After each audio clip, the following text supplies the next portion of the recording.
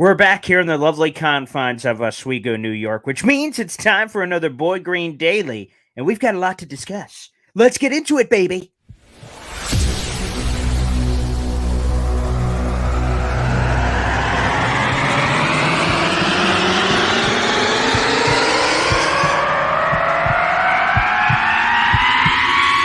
Zoinks! It is unequivocally the Super Bowl for New York Jet fans. Field Yates, baby. Field gosh darn Yates. Let's bring him on the show. Come on, people. Connor Rogers is joining the show. What's up, Connor? But Trevor gosh darn Sycamore, baby, for me, personally, my favorite New York Jet of all time. Wow, it's great to be on. What an intro that was right there. Paul, nobody does an intro like you, man. Paul, you give the best intro of literally any podcast that I've ever been. I'm gonna lose my gosh darn bananas.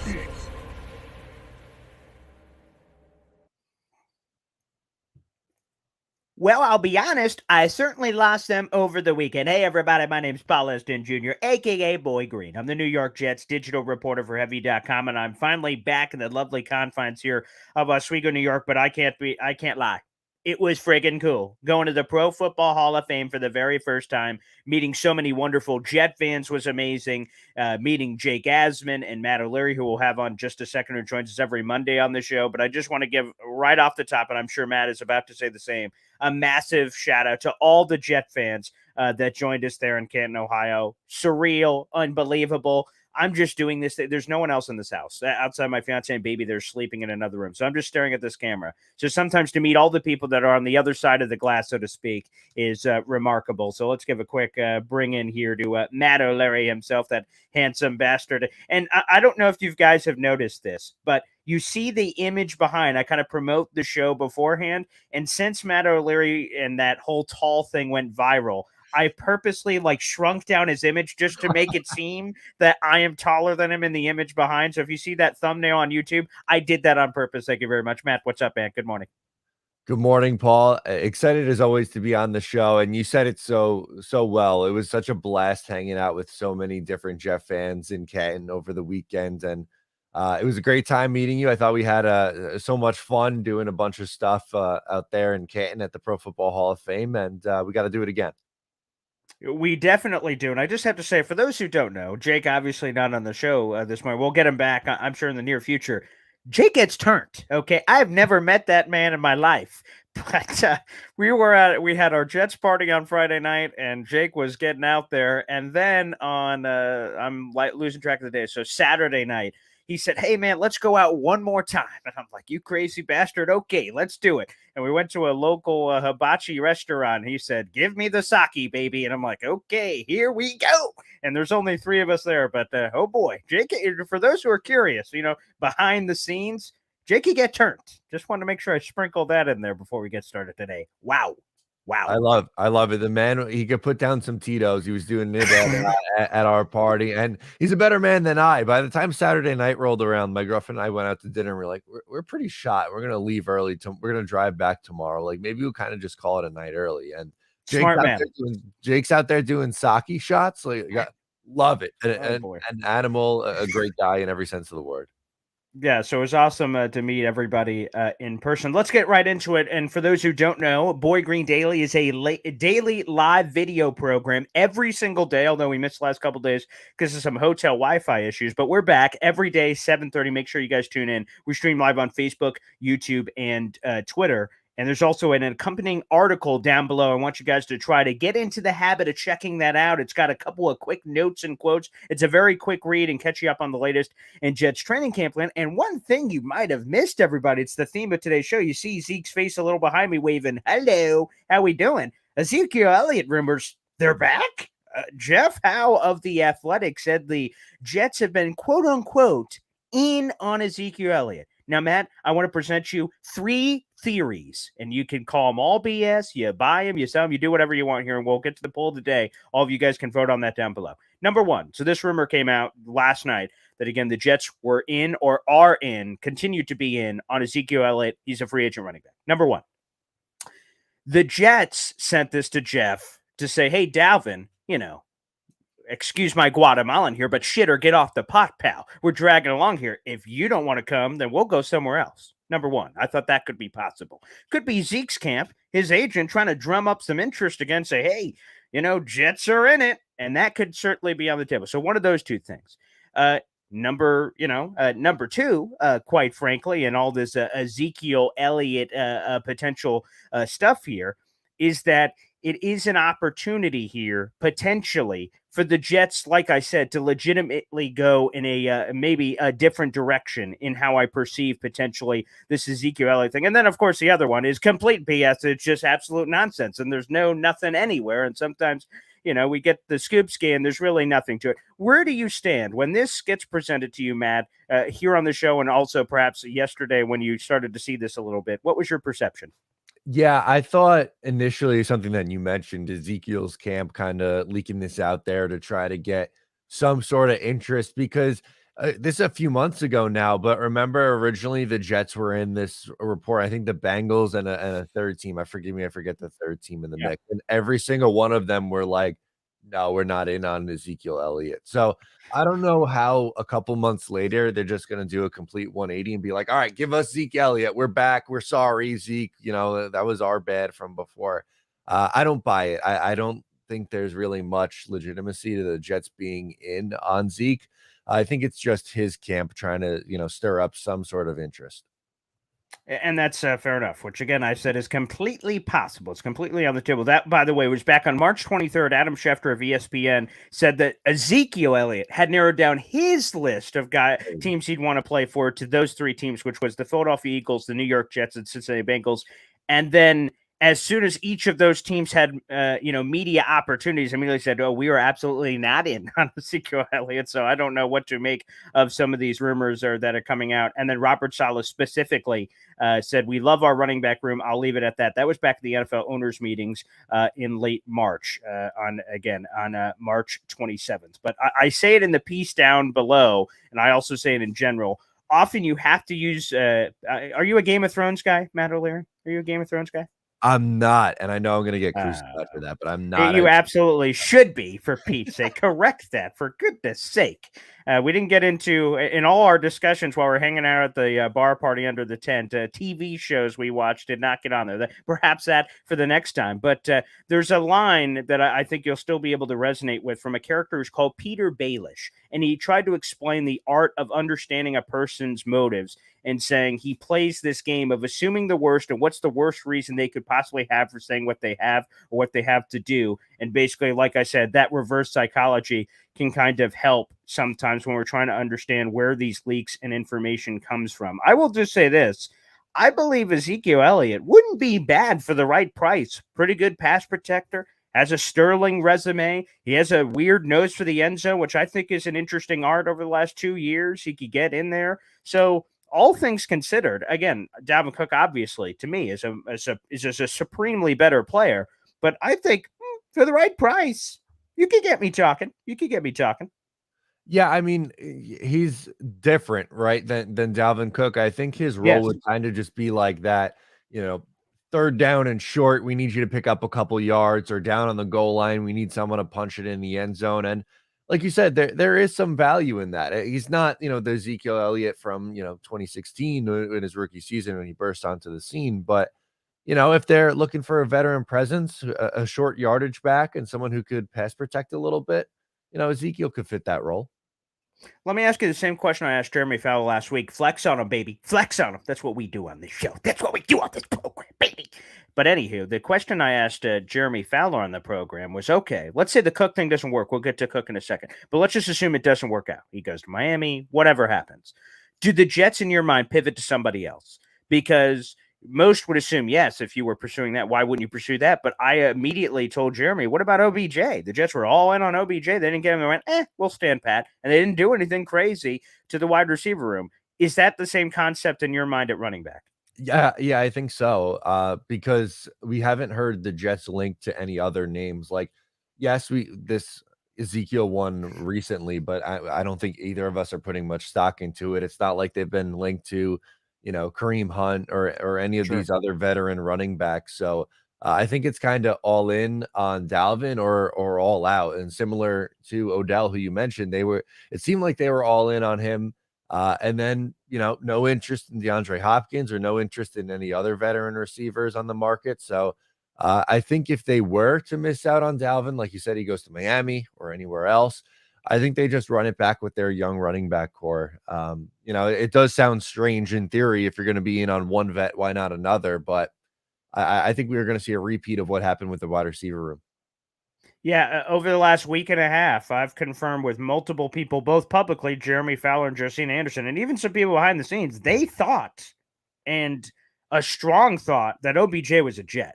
They thought that it was almost a mere formality, and then whatever happened. Well, maybe it's just the Ravens' bag of money. Maybe it's not as simple as that, as Josina Anderson seemed to suggest, but nonetheless, interesting. So I don't know where I stand, because I personally want them to get another running back, because I want to sleep a little easier at night. I want that warm, tingly feeling in my belly about the running back room, and it does not exist as currently constructed. Although, again, Izzy, who we saw both live there from the Hall of Fame game, with that speed, again, it was an overall impressive performance. He had like 3 yards a carry or something, but that touchdown run, you saw that speed, the reason why the Jets drafted him. And if he can develop a little bit quicker than we thought for a 5th-round pick, then all of a sudden maybe the Cook need, Zeke need, and all these other things can be quelled somewhat. Yeah, for sure. You mentioned Izzy. I thought, he flashed a little bit in the preseason game. It wasn't consistent, but you saw some of that speed that was so appealing to the New York Jets in order to snag him in the NFL draft. But someone else who I think's had a really good camp is Bam Knight. I think we didn't see him, unfortunately, in the first preseason game, as most of the regulars did not go. But I thought he's looked really, really good in training camp. UDFA from last year. Started out hot and then kind of slowed up down the stretch. I think that was more due to the just, offensive line being ravished by injuries. But he's had a good camp so far. I think he is right there as the running back behind Breece Hall currently. Make sure you guys are supporting Matt O'Leary's channel. He does his own Jets content creation, and he's kind enough to join us here every Monday on the program to talk all things New York Jets and dabbling in what other weird areas, apparently Tito's as well earlier in the program. So feel free to support him as well. One more running back, then we'll move to the rest of the roster here. Dalvin Cook, what do you believe is the reason? Is it simply money? Are the Jets here, line in the sand? Is Dalvin here in the line in the sand? And it's this awkward staring contest. Eventually someone's going to blink and say, all right, come here, you bastard. And then they hug each other out. And then this is a contract. Is this a Miami thing? Where do you stand in all of this? Yeah, my guess is going to be that the Jets have some sort of offer and Dalvin's a little bit higher on it. And like you said, they're kind of just waiting for whichever side to blink first. And I don't think Joe Douglas is going to really move too much off of his price. Like, to me, Dalvin I don't look at it as a necessity. I think it would be a luxury to add him. And I feel like Dalvin needs the Jets more than the Jets need Dalvin. So if one of the sides were to move, I think it would be Cook, coming down off his asking price a little bit in order to join this team. Again, I don't think the Jets are going to try to blow anybody out of the water with this contract that they're offering him. So I think Joe will kind of come up with his price, say, look, this is what we're comfortable giving you, and I wouldn't think he moves too far off it. All right, this will be posted. It's not on our site yet, but we do a Monday mailbag, myself and Michael, my partner on the heavy.com website.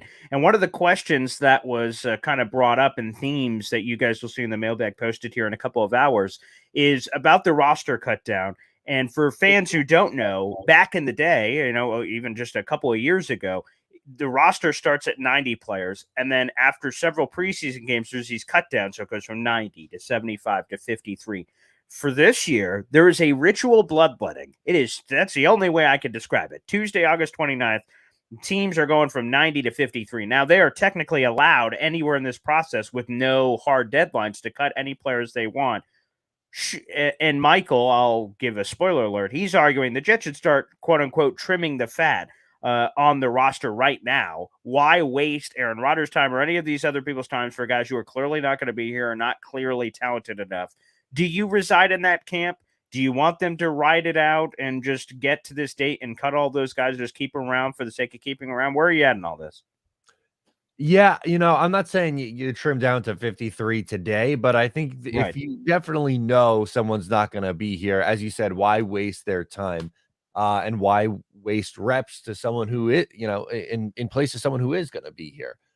So yeah, I'm all for it. I mean, we saw Hamza Nasruddin get cut yesterday, a 6th-round pick from the 2021 class. I think you could Pour one start out. that.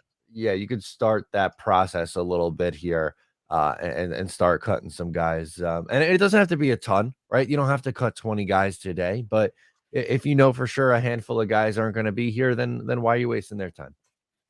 Yeah, and that's the other thing for me because I know obviously we got to get through training camp. We have a pair of joint practices scheduled this week, another pair the following week. So Carolina Panthers week, as you can see, I love this. I just kind of did this somewhat randomly when I set up this Boy Green Daily series. I'm like, oh, it's Browns week. Let me throw a little Browns logo up in the corner. It's Panthers week. That just makes me feel good as we're progressing through this. I'm like, hey, look, we're getting a little bit closer, a little bit closer. So they're going to need some of these bodies for these games, for the joint practice and things of that nature. But I think there is some more trimming they could do. Again, not necessarily to 53, but certainly they could do some more cuts here. We only have a few minutes left here in the show, but let's talk about that. We do have a Panthers week this week. What did you see in the first game that, like, okay, that's cool, but in the second game, I want to see more of this and or less of that? Where do you stand? Yeah, so for more of, I'd like to see more of Mekhi Becton. I was intrigued by what Yeah, he showed in that first game, but it was a very limited sample size. He only played 7 offensive snaps, and then he was going back in for special teams plays. I would like to see more of him, and I'd like to see less of Will McDonald and Bryce Huff in the fourth quarter of preseason games. I'm not gonna lie, that got me a little nervous with them out there for so long on Thursday. Just some bad memories of guys getting hurt in the preseason when they probably shouldn't have been sure. in. Yeah, Salah, by the way, finally provided an answer. We didn't have a lot of time with him, only, I don't know, 6-7 minutes or something immediately after the game as we were sitting there. So we didn't get around to that question, but it was asked over the weekend during media availability. And he just kind of said what I thought he was going to say about, hey, we got a lot of defensive linemen. And he said, I'd rest them all if I could. That's how great they all are, but I have to throw somebody out there. And he said that's why. He said it's no, disservice to Bryce Huff. He just happened to be the guy that was getting a lot of those snaps. So I'm like, oh, okay, that's what I thought you were going to say. I don't know if that's really real or not, but nonetheless, we'll put that aside. More Jets Panthers talk coming as we progress throughout the week here. I want to go back, obviously, Matt. Both of us were at the Hall of Fame. I think we definitely did. You went to the Hall of Fame on your own with your girlfriend and checking things out. I went separately at some different location. I was with Jake at that time when we were looking at it. Was there something that stood out to you? That was my first time ever at the Hall of Fame. There's so many interactive things. That was cool. I got to measure my little Carney hands against what Troy Aikman would be on a football. That was cool. They had like a leg mold, and I could fit my entire body in like Leonard Davis's big ass 6'5" body. That was cool. And the rings and the bust. So much cool stuff. What's the thing that stood out to you most when you were at the Hall of Fame with your girlfriend? Yeah, for me, I think the bust room was really like you walk into that level and it hits you, and you're looking at the faces of all these guys. And I was in there. I wanted to see Namath. I wanted to see Curtis Martin. I wanted to go in and see all these Jets that I either one grew up idolizing or grew up hearing about how great they were. So the bust room really stood out to me. And I loved it. I mean, this kind of just simple, but I liked going through. They had like the wall, like on each wall, a little bit on like each decade, kind of, and seeing just Yes. some of the equipment from like the 1920s and 30s. It's like, oh my god, how did they do? Like, how did they play this violent game with like this leather strap on your head and be like, all right, you're protected. Go out there and have fun. Right, Crazy. and again, we're not in that time, but I have to assume, like I do when I go to the doctor, they say you need this. I'm like, okay, doctor. Like they're like, all right, sounds great. This leather helmet should protect me just dandy, and they obviously just buckled it up and went out there. It's a phenomenal observation. That's great. So I love that. That's fantastic. And for those who haven't, I haven't been to a lot of Hall of Fames in general. So it's hard for me to compare and contrast. It's terrible because Cooperstown is like right behind the corner, but I've just like, I'll go to it one day before I'm dead. So like, I keep pushing that one aside. But the Pro Football Hall of Fame, so interactive, so amazing. And to be blunt, it's impossible to take it all in the time, like, because we were doing a lot of media stuff. So like, I don't want to say I rushed through it. I was trying to take my time and look at everything. The current Super Bowl trophy is there. I did a little video on that. Hey, that's coming to Jets land, baby. For those who don't know, the Super Bowl trophy gets kind of thrown there at the Hall of Fame for a bit, and then it gets shipped off to Vegas, which will be the next location. And then it's there, and there's some media opportunities with it. So I whispered to it, said, "You're coming home." So we'll see if that indeed comes to fruition. 2 quick nuggets before we get out of here. Guys, make sure you vote in our poll of the day that is connected to the article down below. It is part of our Boy Green Daily special. Again, the new rumors that the Jets have been tied to Ezekiel Elliott. Once again, are you buying or selling it? Right now, everyone is selling it, calling it total BS, 83% of the fans. But hey, there's still plenty of time for you guys to flip the vote if you're on the other side. And the other thing I want to get into, Matt, and you're already in this, I'm already in this, but we need to give it a little bit more love ahead of the season, is the Jets schedule prediction contest. We currently have 82 Jet fans that are in this thing. And I want even more. If you guys haven't heard of this, I don't know how, because I'm screaming about it on every gosh darn show. But we're doing a free Jets schedule prediction contest. All the details are down below. It's completely free, and the winner will get a Jets jersey of their choice plus a basket of gifts. I'm trying to think of a different way to describe it every time, but a basket full of gifts. I mean, that sounds wonderful. And then you get a Jets jersey of your choice. So again, join it below. You can also join the conversation, see match predictions, mine, Jets media, so many wonderful people that have joined us throughout the process. So again, check all that out below. I would like a couple hundred fans before we get to the season, but quite frankly, we're running out of time. September 11th, we have about a month. Well, actually, because it's actually a month from today, I'm pretty sure. I think the opening start to the season's like on September 7th. So guys, we are running out of time for you guys to enter this contest. So make sure you do so, and we'd appreciate it. And also, like I said, free stuff is involved. I don't know what else to tell you, but we appreciate it nonetheless. Matt, it was amazing meeting you for the first time. First of many, I'm sure. And thanks as always for checking in on a Monday, man. Yeah, love it. It was an absolute blast hanging out with you and so many other Jet fans out in Canton. And like you said, we got to do it again real soon. Thanks for having me as always, Paul. Oh, there he is. Make sure you guys like the video, hit subscribe, and we'll be back at a minimum tomorrow morning at 7:30. Make sure you guys take care.